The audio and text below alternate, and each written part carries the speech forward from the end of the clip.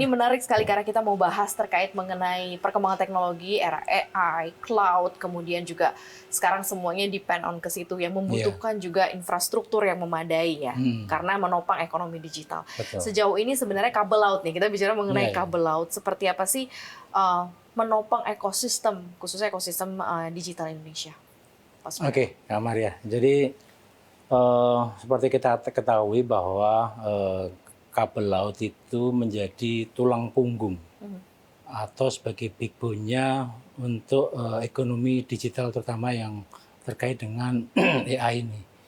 Jadi sekarang itu traffic 95% traffic ke arah global itu melewati kabel laut.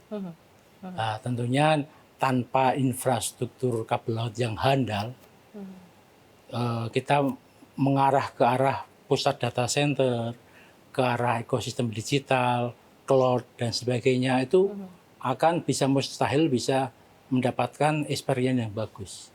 Sehingga maka perlu ada ekosistem kabel laut yang terhubung ke arah internasional maupun yang di domestik. Gitu Nah, ya.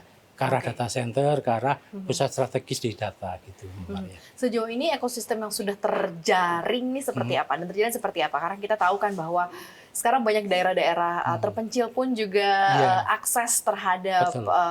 teknologi, akses terhadap cloud data itu sekarang udah mulai terjangkau sampai ke sana ya Pak Betul, ya. betul. Di daerah Nusa Tenggara juga Betul, begitu ya ya. masuk ke sana. Iya, betul. Nah ini seperti apa sih sekarang ekosistem yang khususnya ke domestik sendiri terbangunnya sudah seperti apa? Jadi kabel laut ini ada dua area. Yang pertama yang ke arah domestik, kemudian yang ke arah global internasional. Kalau yang ke arah domestik ini, kita memang fokusnya untuk menghubungkan antar area-area yang memang di Indonesia ini memang terdiri dari pulau-pulau gitu ya. Sehingga sekarang dibangun kabel laut ke arah domestik gitu ya, ke arah pulau-pulau. Ini di Askalsi, di member kita, itu hampir semua sudah punya kabel laut ke arah pulau-pulau itu, inter-island. Tujuannya adalah menghubungkan itu dari pemakai user yang ada di area itu, sehingga bisa menjangkau ke arah internasional, ke ekosistem global. Kemudian fungsi yang kabel laut yang ke arah internasional itu menghubungkan tadi ke ekosistem ke global. Jadi antara user yang berada di ujung itu bisa menjangkau konten-konten yang ada di pusat-pusat data kita yang baik yang ada di domestik maupun yang ada di internasional. Di Indonesia sendiri pusat-pusat strategis data center sudah ada. Ada di Batam, kemudian di arah Cikarang, di Jakarta, di Surabaya, di Manado ada juga. Ini semuanya sudah terhubung melalui kabel laut kita gitu ya, di member Askalsi ini, baik domestik maupun yang ke arah internasional. Jadi level of konektivitasnya itu udah menjangkau keseluruhan begitu ya Pak. Betul. Di domestik masih ada nggak sih daerah areal-areal PR untuk perkembangannya kabel laut nih? Apa semuanya sudah cukup terjangkau dengan baik nih Pak Surya? Sekarang majority untuk inter-island kita di Indonesia itu sudah terjangkau di kabel laut gitu ya. Memang ada, tapi untuk area-area yang 3T ada beberapa area yang masih belum terhubung dengan kabel laut, tapi ada transport lain yang menggunakan radio dan sebagainya yang sudah menjangkau gitu ya.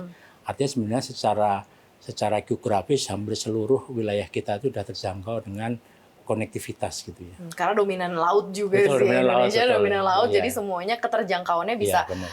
masuk ke sana Betul, gitu ya. iya. Nah kalau kita balik lagi nih, publik ini kan melihat AI itu kan cuma sekedar kayak aplikasi lah Betul, ya. betul. Nah kalau dari perspektifnya Askalsi sendiri seperti apa? Seberapa krusial sebenarnya kabel laut agar nih ya AI ini benar-benar berkembang di Indonesia? Kan AI ini kan terus Iya. kayak terupgrade kan, versionnya Betul, juga akan terus betul. bertambah dan ini membutuhkan infrastruktur yang juga bagus, masif berkembangnya Betul. juga, Pak Suryato. Jadi memang saat ini kan view AI-nya dari aplikasi. Padahal sebenarnya fondasi utama dari AI itu adalah konektivitas. Jadi AI itu kan butuh pertukaran data yang sangat besar, Mbak Maria. Kemudian butuh juga stabilitas jaringan ke arah globalnya. Kemudian butuh juga latensi yang rendah gitu ya. Jangan sampai aplikasi di AI itu jadi terkendala karena latensinya tinggi. Makanya fungsi dari kabel laut ini menghubungkan ke arah ekosistem global itu sangat penting gitu ya. Jadi dengan adanya kabel laut ke arah konten kita, ke arah Singapura, kemudian ke luar negeri dan sebagainya itu memang bisa menjaminkan nanti AI itu akan berkembang secara berkelanjutan gitu Mbak Maria. Berarti infrastruktur yang sekarang terbangun sebenarnya juga cukup untuk sebuah perkembangan AI yang terus masif gitu ya Pak ya saat ini. Betul. Jadi kita saat ini memang fokus dari Askalsi yang dengan member ada 13 itu mengembangkan kabel laut kita. Tidak hanya fokus di kapasitas. Jadi kita kembangkan untuk kapasitas kita perbesar. Kemudian kita juga mengembangkan jalur-jalur rute diversifikasi gitu ya. Contoh misalnya dari Batam ke Jakarta, itu tidak hanya satu jalur, tapi ada banyak jalur. Sehingga pada saat ada gangguan di satu jalur, masih terbackup dengan jalur lain gitu ya. Kemudian selain kapasitas, kita juga mengembangkan otomasi jaringan. Dengan otomasi jaringan ini artinya kalau misalnya terjadi gangguan, itu akan cepat bisa pindah ke jalur yang lain. Itu kita kembangkan juga. Oke, gitu ya. Membangun sekaligus juga mempreparation gitu ya. Iya, betul. Segala halnya gitu ya. Sampai jalur-jalurnya pun juga dilihat. Jadi siap lah ya untuk tantangan perkembangan AI ke depan.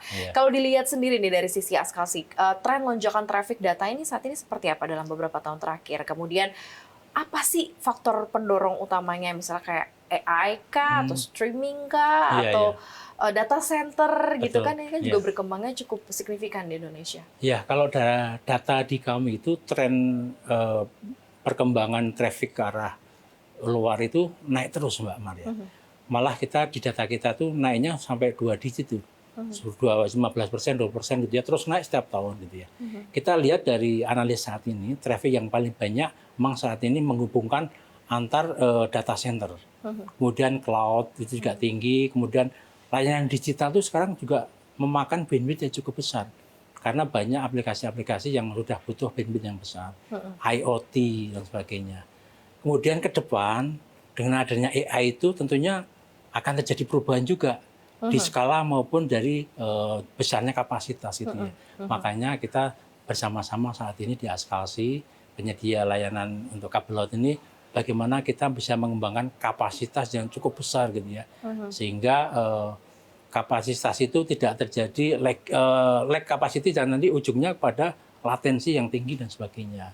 Itu yang kita fokuskan gitu Pak. Tantangan dalam pengembangan kapasitas seperti apa sih Pak? Gitu artinya kan sekarang mungkin perkembangannya baru start nih, baru starting point ya. Besok kayaknya ketika semua depend on digital, depend on AI, kayaknya kapasitasnya juga akan butuh yang sangat-sangat besar gitu ya. Nah ini kalau dilihat dari source gitu ya, tantangannya dalam pengembangan kapasitas ini seperti apa nih? Jadi tantangan pengembangan kapasitas saat ini sebenarnya kita tuh di Askalsi, di member kita tuh sudah punya niat untuk investasi. Tapi tantangan saat ini tuh di perizinan, Mbak. Jadi saat ini untuk perizinan itu masih cukup lama gitu ya, dan tidak pasti. Lintas wilayah maupun lintas sektoral gitu ya di Indonesia ini ya. Tidak hanya pada saat penggelaran kabel, tapi pada saat gangguan itu juga butuh waktu lama untuk perizinan.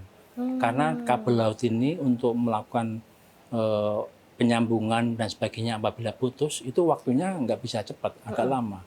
Dan keduanya baik menggelar maupun memperbaiki itu investasi yang kita keluarkan juga cukup besar.